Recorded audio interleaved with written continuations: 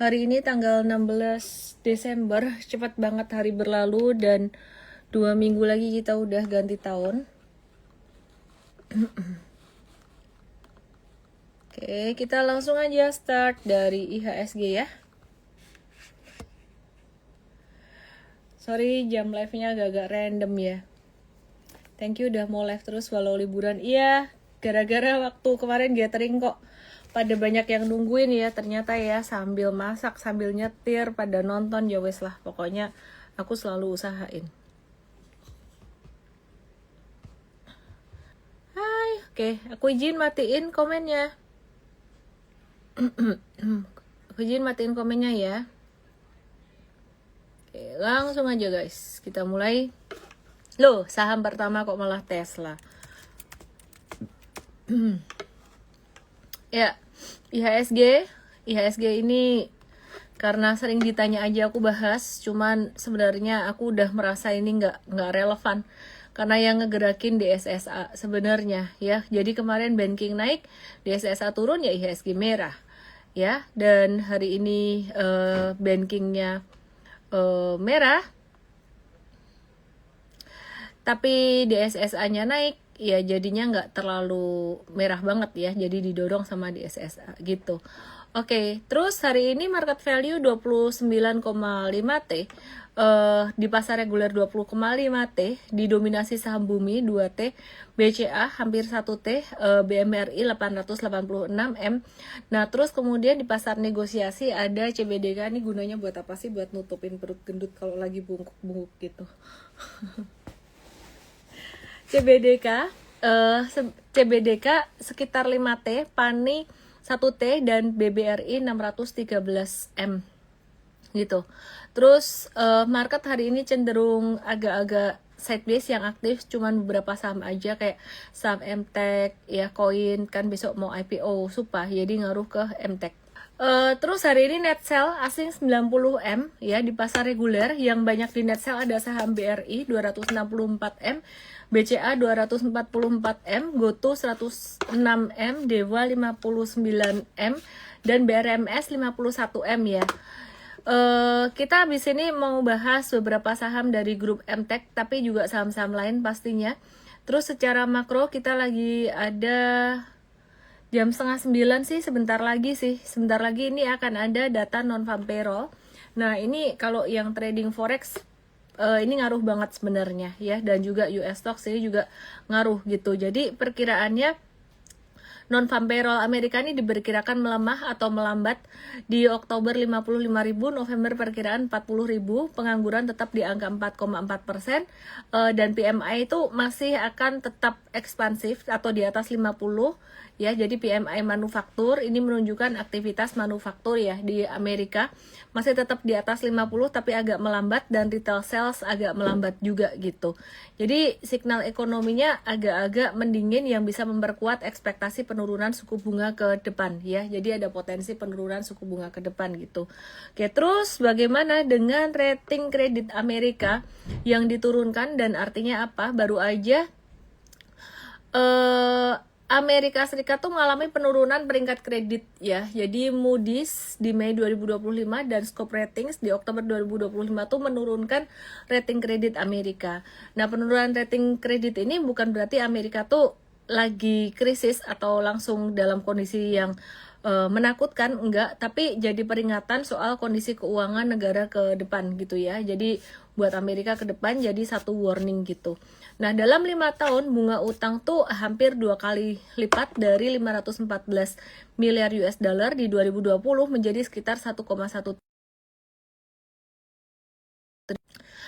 Terus utang dan defisitnya terus membesar. Nah, di YT, di Igoy ada suaranya nggak ya? Kalau nggak ada suaranya bilang ya. Kalau nggak ada suara bilang ya, karena barusan ada telepon masuk gitu ya. Jadi penurunan rating ini bukan berarti Amerika langsung krisis ya. Nah, dalam 5 tahun bunga utang di Amerika tuh hampir 2 kali lipat dari 514 miliar US dollar di 2020 itu menjadi sekitar 1,1 T di awal 2025. Nah, utang dan defisit yang terus membesar ini membuat ruang kebijakan tuh jadi makin sempit di Amerika.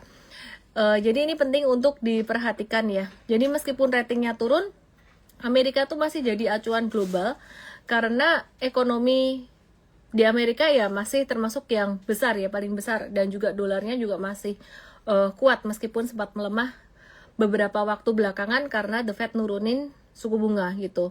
Oke ya. Jadi yang penting nggak dibiarin, kalau utang dan defisitnya terus dibiarkan, dampaknya bukan cuma buat Amerika aja, tapi juga sistem keuangan global ya. Jadi dampaknya bisa ke sistem keuangan global gitu.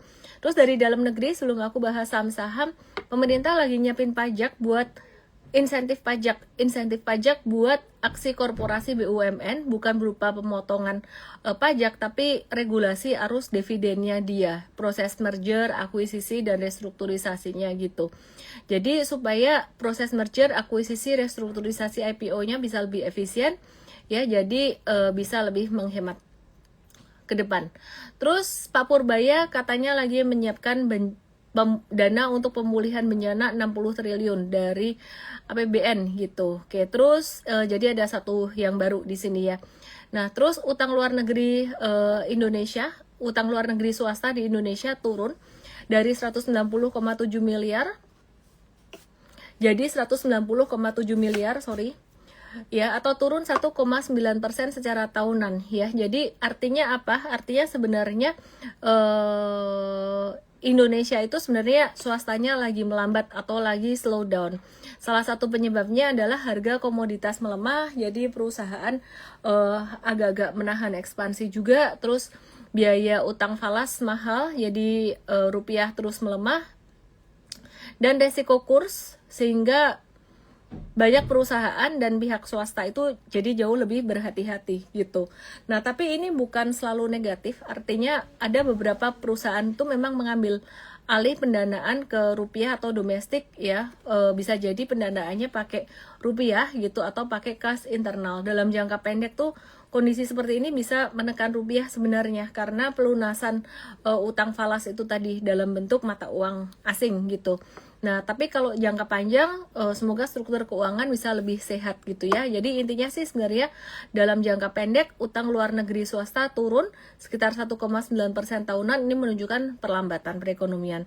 Oke, sekarang saya mau bahas tentang saham BCA dan BMRI. Kinerjanya di 11 bulan 2025. Nah, untuk pendapatan bunganya sendiri, pendapatan bunga bersih, BCA itu naik 4% di angka 73 triliun, BMRI di angka 70,9 triliun atau naik 3% gitu. Nah, laba bersihnya BCA naik 4% di angka 52,7 triliun, sedangkan Bank Mandiri ini turun 6% di angka 44,1 triliun. Jadi BCA memang masih cukup kuat, masih cukup solid ya. Terus kemudian kreditnya BCA tumbuh 5% atau 921 triliun.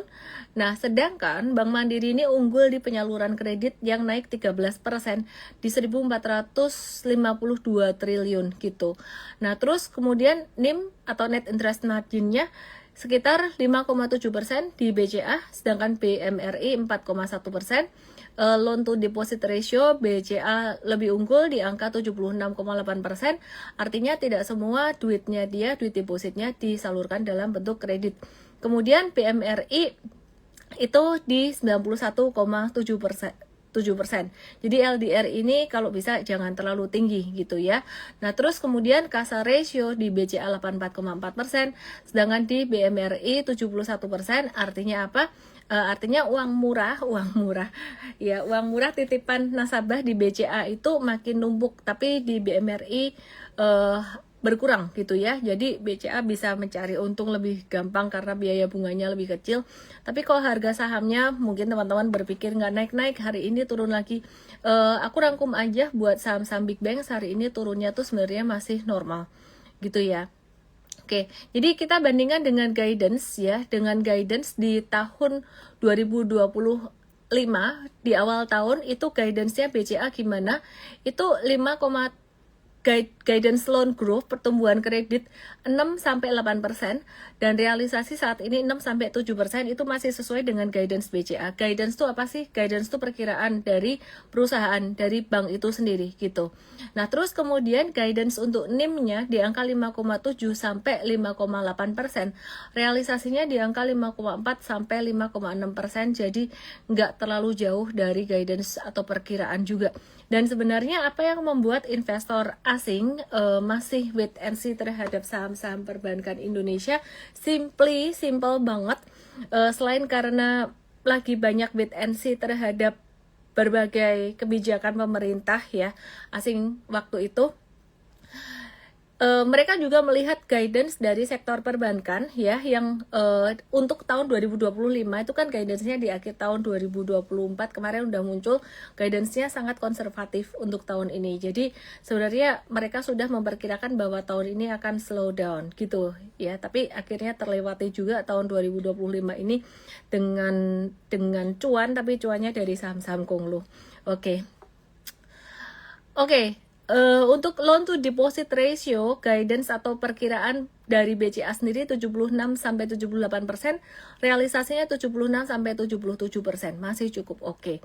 Ya, terus kemudian BNI ini ada mengangkat Dirjen Kemenkeu sebagai komisaris, ada berita dari BNI itu, dan kemudian ini beberapa konstruksi dari BUMN seperti PT PPA Wika itu menggelar rapat umum pemegang saham luar biasa di Desember 2025 ini. Aku udah pernah bahas untuk membahas tentang merger gitu ya. Mergernya belum jadi sekarang gitu ya. Jadi konsolidasi 7 BUMN karya mundur ke 2026 karena ada beberapa consideration terkait dengan keuangan dan juga utangnya yang lumayan gede gitu. Oke, tapi beberapa saham konstruksi sudah mulai aktif. Oke, sekarang kita ke grup MTech sebelum kita bahas chart ya. Grup MTech hari ini aktif karena Supa mau IPO. Oke, jadi Supa mau IPO. Terus jadi kalau teman-teman perhatikan saham Supa ini dia oversubscribe 318,69 kali gitu. Jadi listing besok tanggal 17 Desember 2025. Apakah akan arah? Biasanya saham-saham yang IPO di hari pertama, kedua biasanya arah atau reject atas. Tapi setelah itu nggak tahu. Kalau sahamnya Papa PP biasanya akan lanjut naik terus gitu. Kita nggak tahu Supa ini bagaimana. Oversubscribe-nya sih lumayan gede gitu. Jadi hubungannya apa sih sebenarnya dengan MTech dan juga SCMA? Hubungannya apa? Jadi pas IPO nanti, setelah IPO, MTech tuh bakal jadi pemegang saham majority-nya Supa mencapai 27,07% melalui anak usahanya PT Elang Media Visitama. Nah, bisa jadi kenaikan harga saham MTech ini merespons dari hype-nya IPO Supa. Kita akan langsung bahas saham Big Banks dan juga kita akan bahas MTech dan Supa. Mari kita lihat. Ini BCA. Jadi kemarin naik sekitar 3,75%, tapi volume transaksinya tidak sebesar kenaikan di bulan Oktober kemarin. Jadi yang di TokTok yang di YT ke Igoy aku _official ya. Jadi kenaikannya tidak sebesar di bulan di bulan Oktober kemarin, tepatnya pada tanggal 20 sampai 21-an Oktober ya. Nah, terus hari ini BCA itu turun sekitar 2,71%. Teman-teman yang di TokTok yang di detail langsung ke Igoy aku _official itu turun 2,71% di sini ya. Tapi turunnya juga nggak disertai dengan volume transaksi besar. Seperti yang kemarin saya sudah perkirakan, BCA dan kawan-kawan saham-saham Big Banks ini bakalan sideways dulu gitu. Jadi sideways ya, jadi nggak langsung naik tinggi, dia akan turun sedikit sideways, tertahan di level 7.900. Dan kalau kita perhatikan dalam jangka menengah panjang, jika teman-teman berinvestasi jangka panjang, memperhatikan valuasinya secara dibandingkan secara historikalnya dia masih murah. Kemarin saya sudah bahas itu. Kemudian BMRI teman-teman hari ini tadi sempat turun juga, tapi ini turunnya juga masih normal aja, masih dalam masa sideways-nya dia. Kalau BMRI saya akan update untuk masa sideways-nya di 48 sampai 51. 48 sampai 51-an. Kemudian BBNI BBNI itu sideways dengan support 4230 dan sampai ke level 4550 atau level 4520-an ya. Jadi sideways-nya di sini. Jadi kalau kalian mau beli, intinya semakin dekat dengan support sideways-nya tuh semakin low risk ya. Jadi BBNI support sideways-nya 4230, BMRI support sideways-nya ada di 4.800, BBCA support sideways-nya ada di 7.900, terus kemudian BBRI ya support sideways-nya ada di 3620. Artinya kalau kalian mau beli nawar di area itu masih ada kemungkinan dikasih barang gitu. Nah, jadi nggak usah terlalu FOMO atau terlalu banyak harapan dulu untuk saham-saham big bank ini. Kita masih nunggu lagi guidance-nya dari perusahaan-perusahaan perbankan ini, bagaimana guidance tahun 2026 nanti ya. Jadi nanti guidance itu semacam prediksinya mereka terhadap perusahaan itu sendiri. Guidance-nya bagus atau enggak. Kalau misalkan guidance-nya bisa 2 digit, BCA bisa melihat 2026 tuh 2 digit, wah itu bisa, saham tuh bisa naiknya kenceng. Kenapa? Karena investor asing melihat, wah ini jadi bagus lagi gitu ya. Kinerjanya jadi bagus lagi, kira-kira kayak gitu. Oke, terus kemudian aku mau bahas saham banking, masih bahas saham banking ya. Nah, jadi meskipun kemarin sempat naik, dia nggak masuk dalam top net buy asing juga gitu. Nah, jadi BBTN, perhatikan, kemarin naik dengan volume transaksi signifikan. Seperti yang aku pernah bilang, entah kapan waktu live, aku pokoknya pernah bilang, dibandingkan dengan 4 big banks, sebenarnya BBTN ini lebih menarik. Kenapa? Karena dia turunnya di level terendah kemarin di bulan Desember, itu tidak mencapai level terendah di bulan April. Jadi sebenarnya posisinya BBTN ini satu level di atas 4 perbankan besar kemarin. Kenapa? Karena memang sentimen positifnya untuk BBTN dalam jangka menengah panjang lebih banyak ya. Jadi seperti ada PPN ditanggung pemerintah ya untuk sektor properti, ada pembangunan 3 juta rumah dan sebagainya. Nah, ini merupakan satu sentimen yang bagus untuk BBTN. Nah, jadi untuk BBTN sendiri dalam jangka menengah panjang ini masih bisa dilirik, tapi dalam jangka pendek buat trading dalam jangka pendek dia masih bakalan sideways. Jadi kayak teman-teman saham perbankan besar lainnya sideways, tapi sideways-nya tuh enggak yang sideways di bawah banget. Oke. Terus kemudian kita mau lihat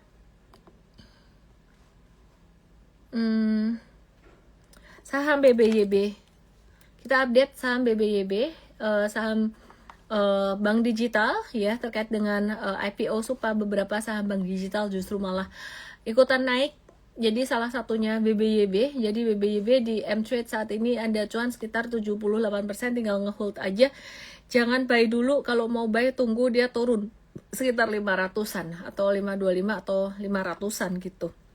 Oke, aku lanjutkan dengan Arto, Bank Jago.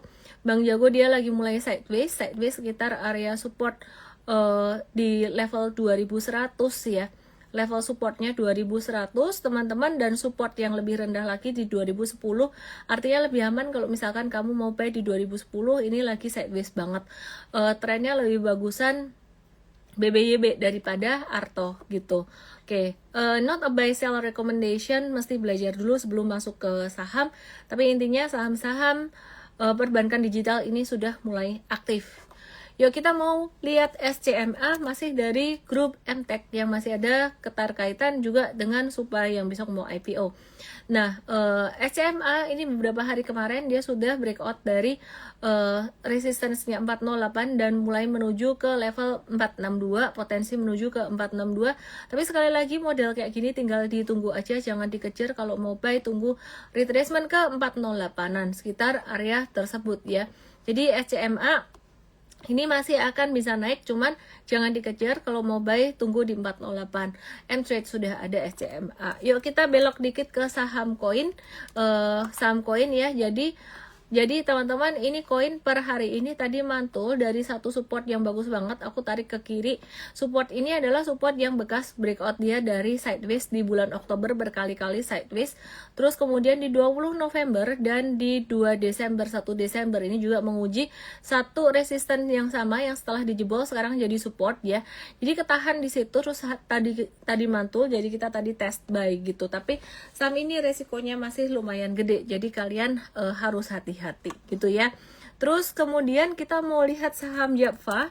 yang lagi menggenjot bisnis makanan olahan, beberapa hari terakhir Japfa lagi berpotensi menguji resisten di level 2760. Tadi bahkan sempat breakout dikit tapi jadi ekor lagi. Sebenarnya ini dia bentuknya udah confirm cup and handle, tapi hari ini tadi gara-gara nggak jadi breakout ya masih harus menunggu confirmation lagi. Nah, teman-teman yang punya Japfa sih pasangin trailing stop aja di bawah 2590 yang teman-teman kalau mau mau pakein trailing stop di bawah 2590. Itu supportnya. Jadi kalau masih mau ngehold masih bisa, yang penting kasih trailing stop aja. Aku belok ke CBDK. Ada transaksi gede di pasar negosiasi sekitar 5,05 triliun ya. Jadi sekitar 5,05 triliun. Ini dia ketahan di area support, sempat beberapa hari kemarin 10 Desember ketahan di 7.800 dan kemudian dia naik sampai potensi naik sampai ke 9525 ya, 9525 dalam jangka waktu pendek ya. Nah, terus gambarnya CBDK ini gambarnya bakalan gimana sih? Ini bakalan kayak gini. Nah, ada another sideways buat CBDK. Tinggal ngehold aja guys. Kalau pengen beli sebaiknya nawar di 8.500, jangan dikejar. Jangan dikejar. Tadi ada transaksi gede banget ya. Di pasar nego sekitaran 5 triliun, 5,05 triliun. Nah, apakah ada kaitannya dengan right issue Pani yang akan nambah porsi ke CBDK? Ini belum ada info resmi dari perusahaan ya soal transaksi jumbo tersebut gitu. Mengingat masa penebusan Pani itu masih berlangsung hingga 18 Desember 2025 nanti. Dan kalau kalian nanya Pani gimana, masih sideways banget, belum menarik. Supportnya di 13.125, belum menarik sampai hari ini sih, belum menarik. Kita belok ke saham Antam yang suka mas-masan. Antam per hari ini normal retracement, normal correction aja dengan supportnya 2880 atau 2890. Antam ini normal correction atau normal retracement. Jadi Antam lagi mengoptimalkan tambang emas di Pongkor dan menjajaki akuisisi tambang baru. Artinya ini normal retracement, maksudnya bagaimana? Masih low risk, masih di stage 1. belum ketinggian gitu ya. Jadi kalau mau buy juga masih belum ketinggian. Disclaimer teman-teman semuanya, sebaiknya belajar dulu di M-Trade Academy. Trailing stop dekat banget di bawah 2880 gitu ya. Nah, terus kemudian jadi Antam nih masih menarik.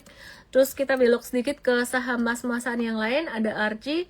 Archie ini juga di area sempat retrace, but still normal retracement. Ini kemarin sempat saya gambar kayak gini, ini just normal retracement dan masih ada potensi dia bisa naik lagi. Terus Harta ini juga sama, hari ini normal retracement, bahkan masih bisa turun sedikit sama kayak Archie. Dan Antam normal aja tapi dia turun untuk naik dan pattern volumenya juga masih konvergen, masih cakep. Terus aku langsung aja, aku tahu kalian kepengen dibahasin saham apa aja. Pasti pada penasaran dengan saham Bumi. Bumi lagi. Bumi di tahun 2008 menjadi primadona dan setelah berapa belas tahun ya, 17 tahun, dia kembali menjadi primadona saat ini. Bumi normal retracement, normal correction sampai per hari ini. Tapi normal retracement zaman sekarang itu bisa lumayan jauh. Jadi seperti yang aku bilang kemarin, yang punya barang di atas 264, itu sebaiknya kalian mungkin profit taking bertahap dulu. Karena correction atau normal retracementnya dia bisa turun sampai 296an atau 298 gitu ya. Jadi bisa lumayan jauh normal retracementnya dia. Nah, sedangkan M-Trade sendiri ada Bumi itu cuannya up to ini sekitar 118%. Let me check. Jadi kalau M-Trade mungkin agak beda, kita jangka menengahnya kita masih ngehold karena ya menang review buy waktu itu modalnya di bawah. Teman-teman yang ngelihat kinerja kita kayak gini, kalian mesti tahu rentang waktunya ya.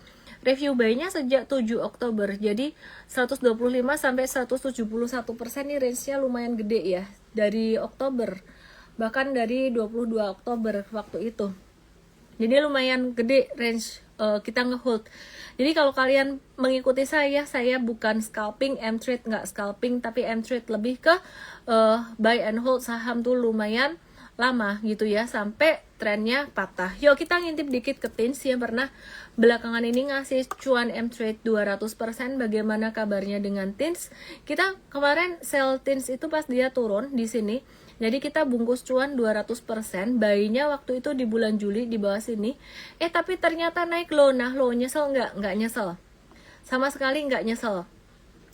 Yang kita lakukan saat ini adalah kembali watch TINS, biarkan dia kemarin sempat naik breakout dari 3360, biarin ya. Dan ini volumenya dia masih konvergen, masih bagus, biarkan dia kembali sideways dulu. Lo kalau nggak sideways dia naik terus gimana? Ya nanti kita akan cari posisi untuk buyback saham TINS ini gitu. Tapi biarin satu saham habis naik tinggi dia sideways dulu, itu bagus ya. Jadi biarkan saja. Mari kita lihat saham BRMS, belok sedikit ke BRMS.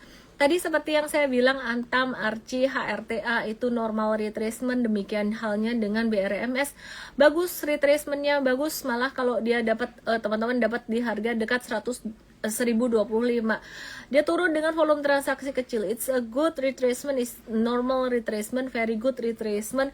Bisa jadi kesempatan yang belum punya barang, tapi sekali lagi hati-hati, harus ingat yang namanya pembatasan resiko, harus ingat manajemen resiko, jangan cuma all in. M-Trade cuan 96%. Sudah akhir tahun, banyak yang bertanya-tanya proyeksi tahun depan bagaimana. Proyeksi tahun depan masih sama seperti tahun 2025.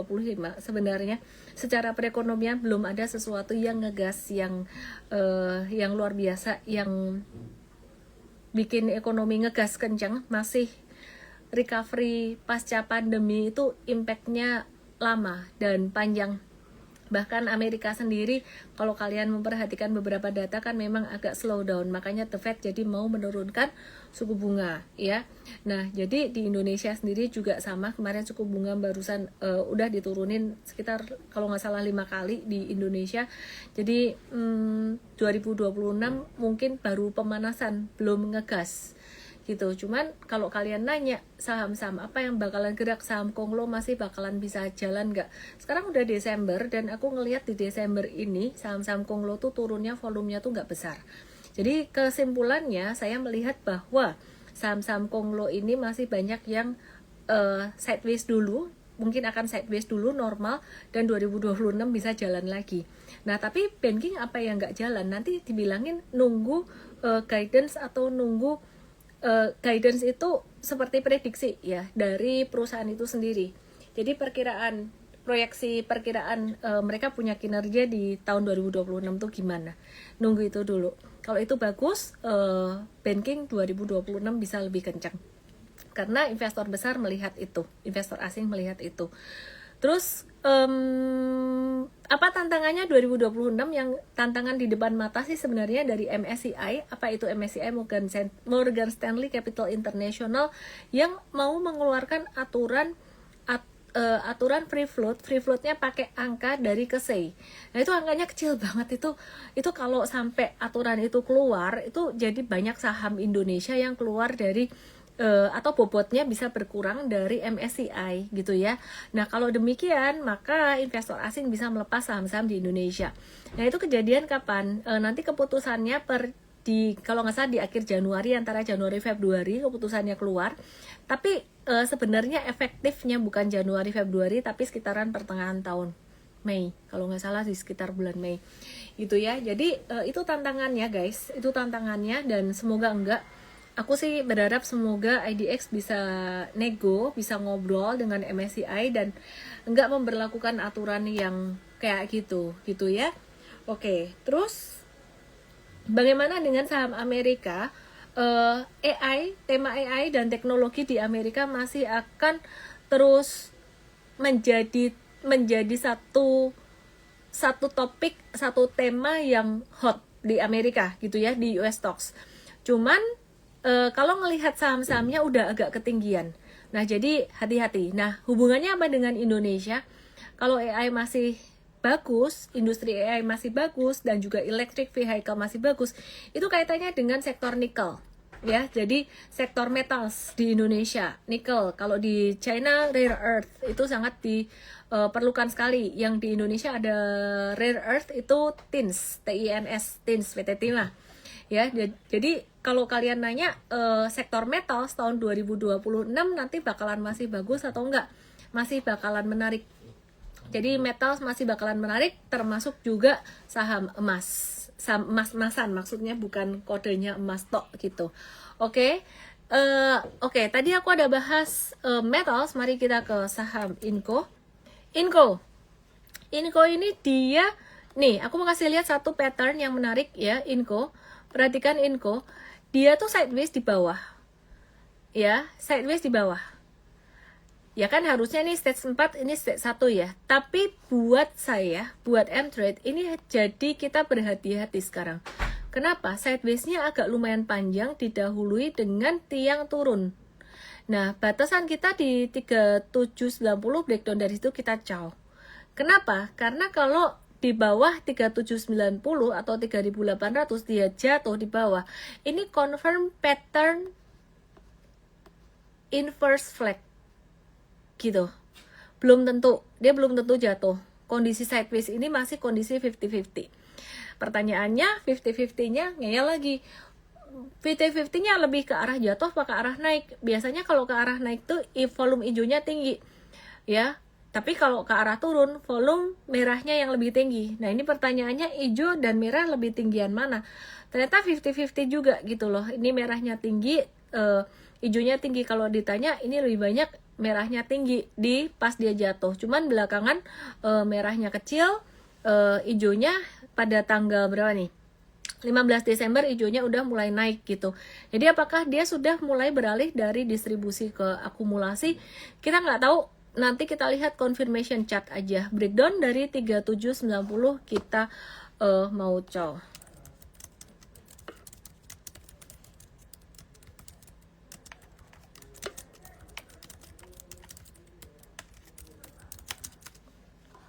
Oke.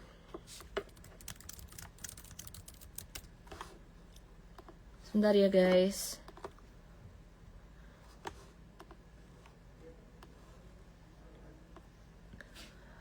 Sama apa lagi ya? Harum. Lagi kepengen bahas harum. Ini ada metalsnya juga. Nah, ini modelannya mirip-mirip. Loh, bukannya ini kalau saham yang lain falling wedges kayak gini tuh bagus.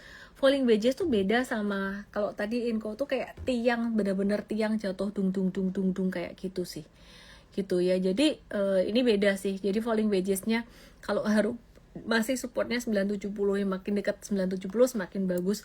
Nah, ini yang aku bahas beberapa hari kemarin, Indi syukur puji Tuhan, alhamdulillah akhirnya naik juga. Iya kan? Jadi ini falling wedges, breakout dari falling wedges nih sideways. Jadi harum tuh sekarang lagi kayak gini. Apakah dia akan ngikutin India atau enggak ya, disclaimer, nggak tahu juga saya. Cuman ya ini menarik ya, kemarin breakoutnya lumayan kencang. Terus apakah Medco juga akan mengikuti pattern yang serupa, mirip karena dengan Indi. Jadi kita nggak tahu juga gitu. Mungkin saja, bisa saja. Terus ada lagi yang patternnya mirip kayak gini tuh, ada PGEO. PGEO ini udah breakout dari pattern falling wedges-nya dan ada sideways di sini.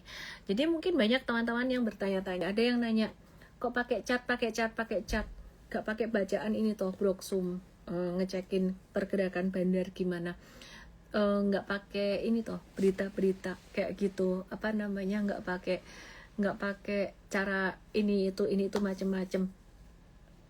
Ya terserah sih orang mau pakai cara seperti apa, tapi kalau buat saya dan M-Trade, aku tuh pakai cara kayak gini tuh udah bertahun-tahun dan kinerjanya ya kalian lihat sendiri gitu loh. Jadi kita tidak terpengaruh dengan berita-berita macem-macem. Tahun ini kita dapat banyak banget yang multi bagger kayak gini, ada Bumi sampai 125%, ada energi, ada Tins, ada macam-macam kemarin ya, macam-macam sih, sampai saya juga lupa ya detailnya. Jadi intinya teman-teman, in chart we trust. Kenapa? Dengan metode super trader, bukan cuma analisis teknikal aja. Metode super trader ini metode bacaan siklus dan money management, dan juga money management itu paling utama banget sih. Orang bisa salah nebak harga saham, tapi kalau money managementnya kuat, dasarnya tuh kuat, mau rugi, stop loss, mau nyangkut, mau apa, itu nggak akan ngancurin. Jadi money management tuh terkait dengan pengelolaan cash gitu loh. Yang paling bahaya tuh sebenarnya bukan rugi saham, mau rugi berapa persen ya, mau nyangkut, mau ini, yang paling bahaya adalah kehabisan modal. Itu aja sih ya. Oke, kalau kamu nyangkut tapi kamu nyangkutnya cuma sebagian kecil aja dan kamu nggak kehabisan modal, kamu masih bisa pakai duitmu buat saham yang lain dan kamu masih bisa cuan, nutup kerugian yang saham itu gitu, meskipun saya nggak nyaranin kalian nyangkut. Oke, jadi untuk belajar caranya gimana, DM saya EMTRADESTART, webinar M-Trade Start gratis. Tapi masih Januari nanti, just DM saya aja. Kalau mau belajar long term investing cara Warren Buffett, nih beda kungfu lagi, itu bisa teman-teman DM saya MVestart. Oke, aku mau bagiin, tiba-tiba aku mau bagiin ilmu cara untuk lepas dari nyangkut. Kalian mungkin ada beberapa di sini yang sahamnya nyangkut. Cara lepas dari nyangkut yang pertama adalah berhenti beli saham. Kalau kayak gitu semua orang juga tahu ya, berhenti beli saham. Oke, tapi cara kedua kelanjutannya adalah belajar dulu, kasih ilmunya dulu gitu ya. Ilmunya di M-Trade Start sih, di M saya EMTRADESTART. Kamu harus tahu bedanya trading dan investing gitu ya. Dan kungfunya nggak boleh campur aduk dengan kungfunya orang lain. Jadi kungfunya saya caranya begini, nggak bisa dicampur aduk dengan kungfunya Cece, Koko, Mbak, Mas, Om, Tante yang lain ya. Yang kungfunya beda-beda. Kungfu saya ngikutin kungfu guru-guru kungfu saya tuh dari Amerika ya. Jadi banyak lah, nanti saya mention di gathering aja gitu ya. Dan sudah dipakai untuk ikut US Investing Championship berkali-kali, kayak David Ryan juga, dan mereka menang gitu. Oke, ketika kungfu kita nggak fokus pada berita, nggak fokus pada sentimen, nggak fokus pada corporate action, kungfu kita fokusnya pada price and volume, pattern and setup gitu. Oke, dan money management. Jadi DM saya M-Trade Start kalau mau belajar. Oke, terus aku mau bahas untuk saham yang lain, BKSL, CDIA, dan cuan. BKSL, CDIA, dan cuan. BKSL lebih jatuh dengan volume transaksi besar, volumenya kecil, wait and see dulu. CDIA lagi dekat support, bisa di watch. Supportnya 1790, bisa di watch. Cuan tadi yang jangka pendek kita cow dulu karena kemarin jatuh volume candlenya lumayan gede. Yang jangka pendek kan kemarin kita beli di pantulan MA50 ya, tapi kemudian nggak jadi mantul. Terus kita lihat, wah turunnya kok udah ini, terus kita cari pantulan sedikit tadi, jadi stop lossnya tidak terlalu besar. Tapi kita masih ada jangka menengah dan kita lagi lihat sikon. Kalau misalkan breakdown dari 2350, kita bakal coba buat jangka menengahnya. Kemudian Bumi sudah, ITMK, Adaro, PTBA, AADI. ITMK, Adaro, ITMK breakdown cow dulu guys. Ini kayaknya kedampak negatif ini deh, biaya keluar 2026, cow dulu ya ITMK ya. PTBA masih oke. Malah mungkin ini ada tanda-tanda bisa reversal. Jadi kalau mau buy for dividend investing, sebenarnya lagi murah banget ya, selagi murah banget nih. Dia lagi lumayan murah nih untuk PTBA-nya. Tapi kalau buat trading dia masih agak lambat ya. Terus kemudian AADI lagi slow juga guys. Sektor batubara lagi agak-agak slow di sini. M-Trade ada waktu itu ada buy setelah bagi dividen dan kita cow di sini. Oke ya, untuk jangka pendeknya. Oke. Terus kemudian borongan Effendi, ADI sudah kubahas, BCA, BRI sudah kubahas, ASII, BSDE, Jasa Marga, MAPI. ASII sideways di atas sih, ini ada potensi slowdown dikit ya. Jadi masih sideways, trailing stop 64, breakdown dari 64 di bawah 64 ya, jangan pas 64-nya. Batasi resiko, terus kemudian atau profit taking. Kemudian BSDE, Jasa Marga, MAPI, Sido, BSDE. Lagi dekat support, cakep sih, dekat support, tapi waktu tunggunya lumayan lama. Maksud aku dekat support itu murah, cuman yang murah kan belum tentu gerak cepat ya. Mapi supportnya 1150 juga, dekat support juga. Sido SMGR TKIM. Mapi jadi lambat deh. Wait and see dulu kalau mau masuk Mapi.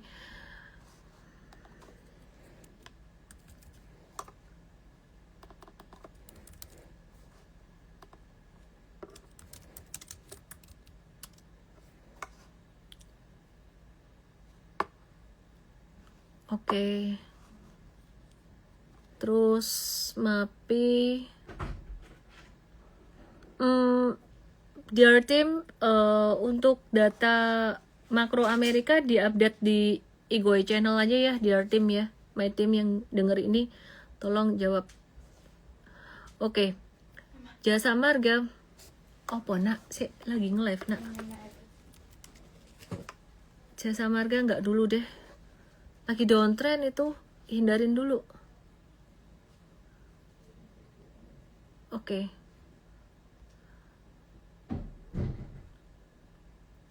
Udah banyak yang aku bahas. Ya udah di sini di Jepang udah jam 11 malam, gatal-gatal belum mandi. Sudah. Aku mau mandi dulu, mau pack, besok mau ada flight. See you. Thank you yang udah nungguin live aku. Yang udah rajin belajar selalu. Jangan cuma nonton live, karena live itu kayak update harian doang, tapi kamu harus ngerti caranya. Belajar di M-Trade Start, EMTRADESTART, dan kalau bisa sih update ilmu di M-Trade Academy. Udah gitu aja. Thank you yang udah follow aku. Jangan lupa follow Igoy-nya mtrade_id buat saham Indonesia, mtrade.us buat saham Amerika, Cryptofolio ID buat crypto, dan Beyond Money ID buat self development dan juga entrepreneurship. Bye bye.